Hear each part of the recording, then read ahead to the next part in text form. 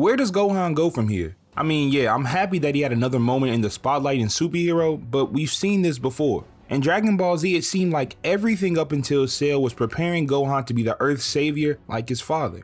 Gohan ended up fulfilling his father's dream, and because of that, Goku decided that it was best for him to stay in the afterlife. He figured that he attracts danger far too often, and if there was ever a planetary threat, his son is now the strongest fighter on Earth. But Gohan isn't a fighter by nature, so in times of peace, he slacks off. In the Buu arc, he was weaker, but it seemed like Toriyama wanted to remain true to Gohan's original character arc, and that was to become the strongest fighter on Earth. Gohan received a new form that no other Saiyan had, became the strongest, but ended up losing to a fighter that Goku ended up beating anyway.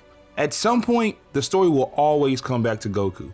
In Dragon Ball Super, Gohan couldn't even hold his own against Frieza for a minute. Now, he did end up training with Piccolo and fought valiantly in the Tournament of Power, but it was as a side character. We all knew Goku, Vegeta, and Frieza were all considerably stronger than Gohan. Dragon Ball Superhero is a repeat of what happened to Gohan in the Buu arc. He didn't have his father and Vegeta to rely on, so he unlocked a form no other Saiyan had. And from that, Gohan Beast was born. Terrible name, by the way. And with the introduction of this form, Gohan is the strongest Z fighter? I don't like how he can just jump Goku, who has had 4 different versions of Ultra Instinct, and a Vegeta who just unlocked a form no other Saiyan has. But here's the real issue.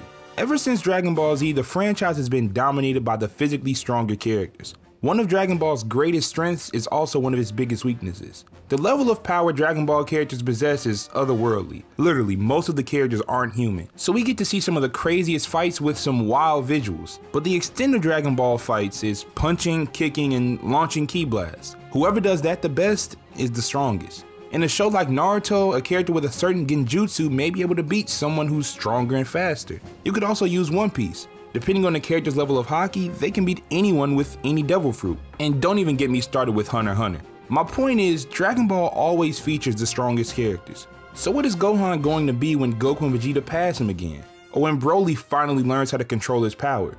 What keeps Gohan from just sliding back into his natural role as a side character that doesn't like to fight? It's an endless loop he's in. To this day, he is still my favorite Dragon Ball character, and part of me loves that he's the strongest right now, but if I use logic, I realize that there's no real way Gohan can remain this high on the totem pole for long. And if he does, it will be a huge paradigm shift for the franchise, but it's been almost 40 years now, and old dog doesn't learn new tricks. Yeah, this was a short video, but this has been a subject I've thought about for a couple months now. Let me know in the comments how you feel about Gohan Beast and where you think Dragon Ball Super is headed next. If you haven't already, please click that like button, subscribe, and click that notification bell so you know when I upload next. But until then, this is BigTune and thanks for watching. Y'all have a good one.